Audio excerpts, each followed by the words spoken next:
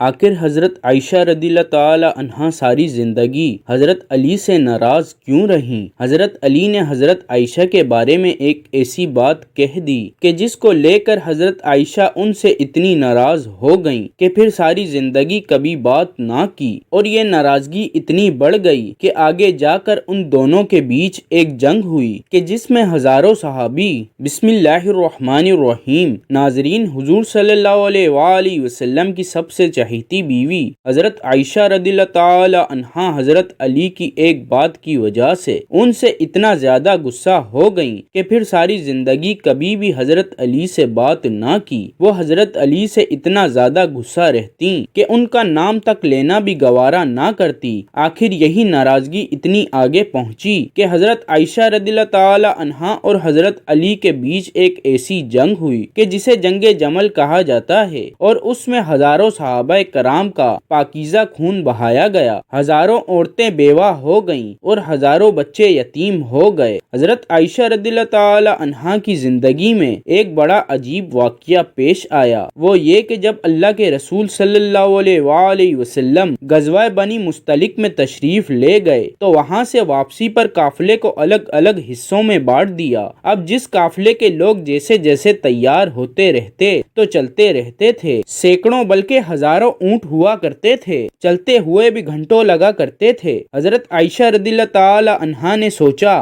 کہ قافلے کو تو جانا ہی ہے، اس لیے پتہ نہیں ابھی کتنا وقت لگے گا، کیوں نہ میں قضائے حاجات وغیرہ سے فارغ ہو جاؤں۔ اس وقت حاجات کے لیے کھیتوں میں جایا کرتے تھے، لہٰذا آپ رضی اللہ تعالی عنہا دور چلی گئیں تاکہ فراغت حاصل کر سکیں۔ جب فارغ ہو کر واپس آئیں تو آپ نے ہودج میں بیٹھنا تھا کہ جس کو سواری کے اوپر رکھا جاتا ہے۔ اتنے میں حضرت عائشہ نے محسوس کیا کہ میں نے گلے میں ایک ہار پہنا ہوا تھا، وہ کہیں ٹوٹ کر گر گیا ہے۔ سوچا کہ ابھی تو روانہ ہونے میں وقت لگے گا، اس لیے میں جا کر ہار تلاش کر لیتی ہوں۔ آپ رضی اللہ تعالی عنہا ہار تلاش کرنے واپس اسی کھیت کی طرف گئی۔ پیچھے صحابہ کرام نے سوچا کہ حضرت عائشہ رضی اللہ تعالی عنہا واپس تو آ ہی گئی تھیں، لہٰذا ہودج میں بیٹھ بھی گئی ہوں گی، اس لیے 4-5 آدمیوں نے ہودج کو اٹھا کر اونٹ پر سوار کر دیا۔ حضرت عائشہ رضی اللہ تعالی عنہا عمر میں کم تھیں اور وزن بھی کم تھا،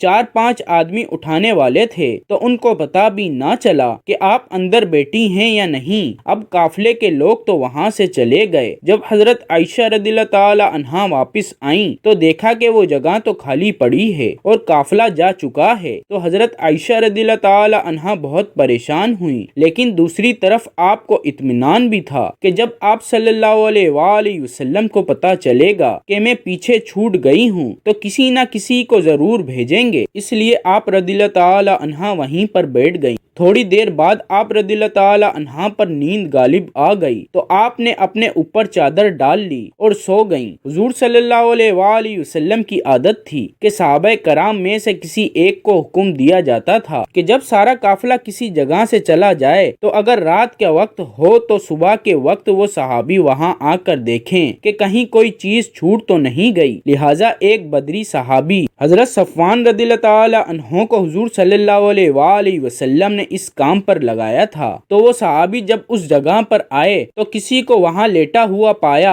قریب آئے تو انہوں نے پہچان لیا کہ یہ تو حضور صلی اللہ علیہ وآلہ وسلم کی بیوی حضرت عائشہ ہیں، تو انہوں نے اونچی آواز میں انا للہ و انا الیہ راجعون پڑھا۔ صحابی کی آواز سن کر حضرت عائشہ رضی اللہ تعالی عنہا کی آنکھ کھلی تو آپ نے چادر سے اپنے آپ کو پوری طرح سے ڈھانپ لیا۔ ان صحابی نے آپ کے لیے اپنے اونٹ کو بٹھایا تو آپ رضی اللہ تعالی عنہا اونٹ پر سوار ہو گئیں۔ ان صحابی نے اونٹ کی رسی پکڑی اور چل پڑے، یہاں تک کہ جب وہ اس قافلے کے پاس پہنچے تو قافلے میں جو منافق موجود تھے تو انہوں نے جب ایسا دیکھا تو کہنے لگے کہ اس میں تو کچھ نہ کچھ بات ہوئی ہوگی۔ منافق لوگ تو پہلے ہی ایسے موقع کی تلاش میں رہتے تھے کہ جس سے مسلمانوں کو اور حضور صلی اللہ علیہ وآلہ وسلم کو تکلیف پہنچا سکیں، لہٰذا انہیں بات کرنے کا موقع مل گیا، اور یہ منافق کہنے لگے کہ نعوذ باللہ حضرت عائشہ نے ان صحابہ صحابی کے ساتھ وقت گزارا ہے، اسی وجہ سے وہ قافلے سے پیچھے رہ گئی تھیں۔ لہٰذا جب مدینے پہنچے تو حضور صلی اللہ علیہ وآلہ وسلم کو اس بات کا پتہ چلا کہ منافق لوگ میری عائشہ پر ایسا گندا الزام لگا رہے ہیں تو آپ صلی اللہ علیہ وآلہ وسلم کو بڑا صدمہ ہوا، لیکن دھیرے دھیرے لوگوں میں یہ بات پھیلنا شروع ہو گئی۔ جب حضرت عائشہ رضی اللہ تعالی عنہا فرماتی ہیں کہ میں قافلے سے واپس آ کر 1 مہینے تک بیمار رہی اور کمزور بھی ہو گئی۔ ایک دن میں نے ایک صحابیہ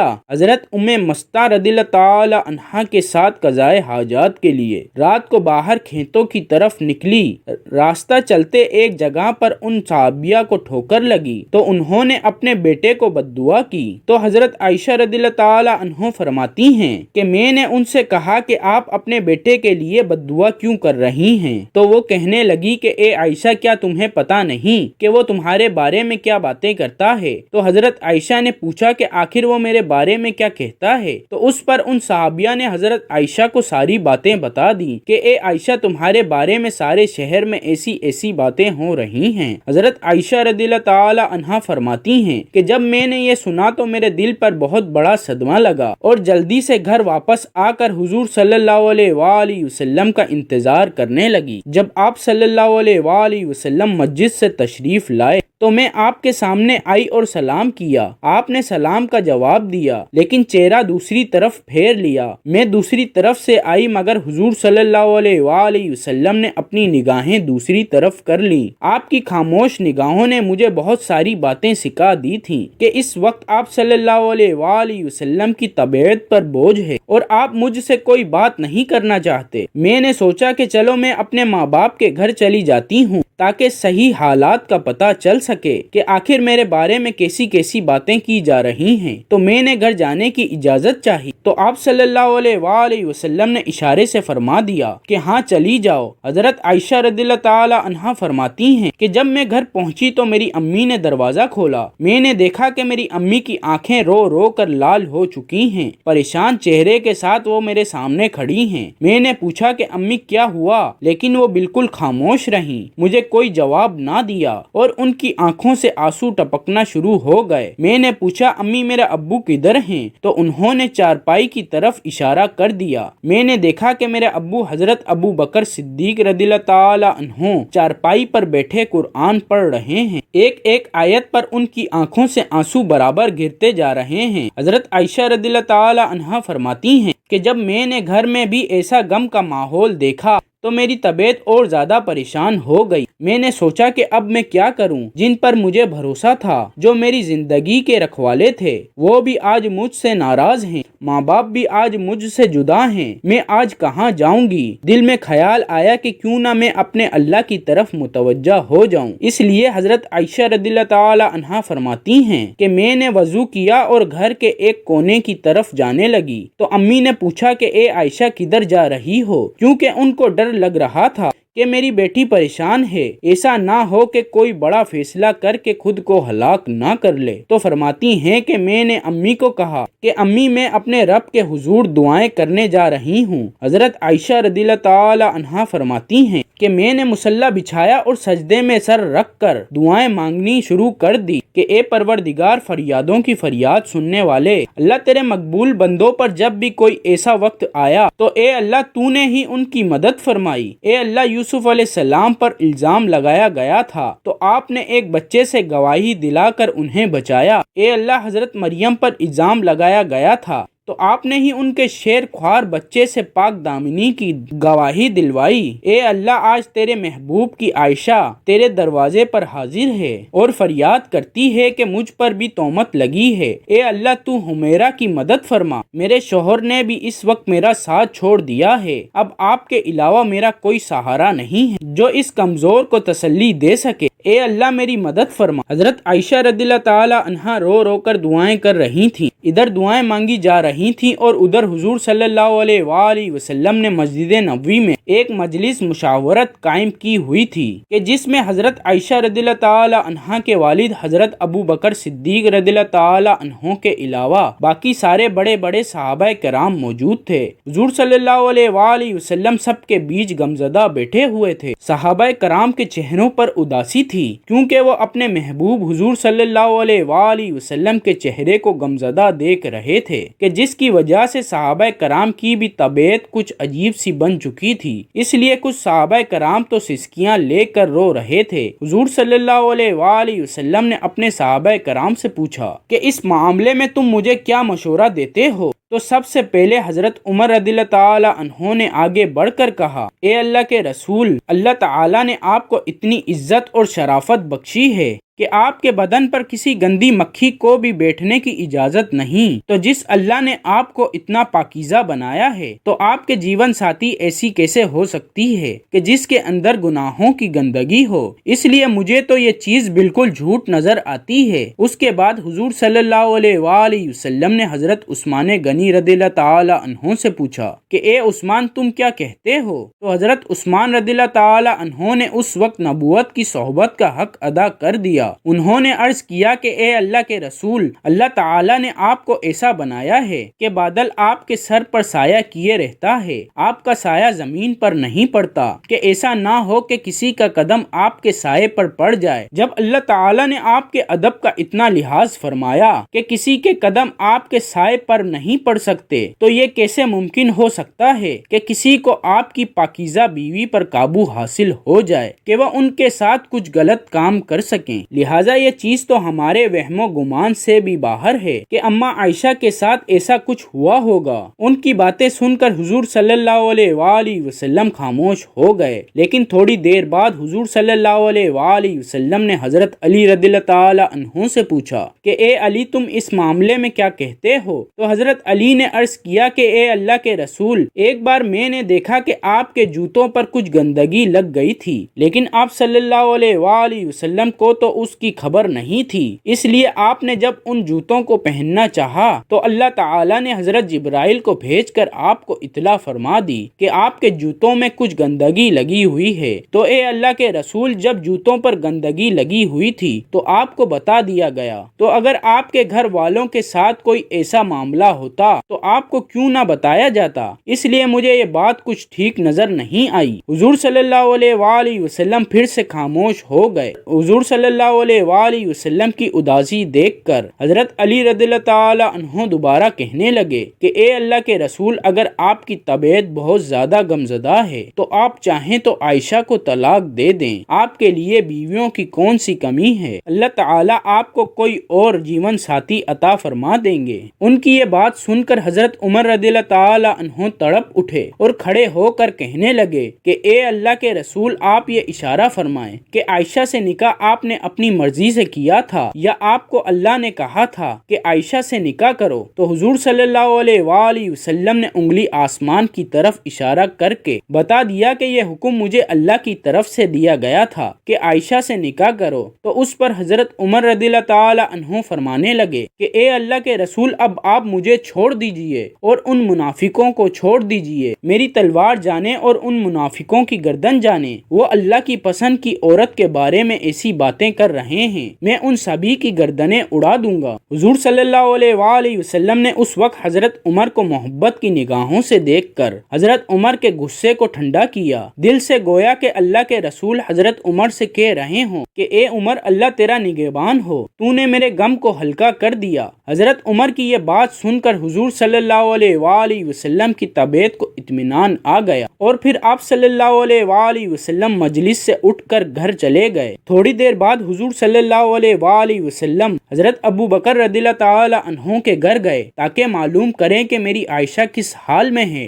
کیونکہ حضور صلی اللہ علیہ وآلہ وسلم حضرت عائشہ سے بہت محبت کرتے تھے۔ اس لیے گھر پہنچ کر آپ نے دروازہ کھٹکھٹایا تو حضرت عائشہ کی امی نے آ کر دروازہ کھولا۔ حضور صلی اللہ علیہ وآلہ وسلم نے دیکھا کہ ان کا رو رو کر بلا حال ہو چکا ہے، اور پھر گھر کے اندر آ کر جب حضرت ابو بکر صدیق رضی اللہ تعالی عنہ کی طرف دیکھا تو ان کی بھی آنکھیں رو رو کر لال ہو چکی تھیں۔ آپ نے پوچھا کہ عائشہ کہاں ہے؟ تو امی نے گھر کے ایک کونے کی طرف اشارہ کر دیا۔ اس وقت حضرت عائشہ رضی اللہ تعالی عنہا سجدے میں پڑی رو رہی تھیں۔ بعد میں حضرت عائشہ رضی اللہ تعالی عنہا فرماتی ہیں کہ حضور صلی اللہ علیہ وآلہ وسلم جس وقت گھر میں تشریف لائے تو میرا دل کر رہا تھا کہ میں آپ صلی اللہ اللہ علیہ وآلہ وسلم کے قدموں میں بیٹھ جاؤں اور جی بھر کے رو دوں کہ اے میرے حبیب، یہ میرے ساتھ کیا ہو رہا ہے؟ کیا آپ اپنی عائشہ کو ایسے چھوڑ دیں گے؟ مگر میرے دل نے کہا کہ اے عائشہ، تو نے اپنے رب کے سامنے اپنی فریاد بیان کر لی ہے، اس لیے اب اپنے رب ہی سے مانگو، تیرا رب ہی تیرا نگہبان ہوگا۔ لہٰذا حضور صلی اللہ علیہ وآلہ وسلم نے پکارا کہ اے عائشہ، تو آپ صلی اللہ علیہ وآلہ وسلم کی آواز سن کر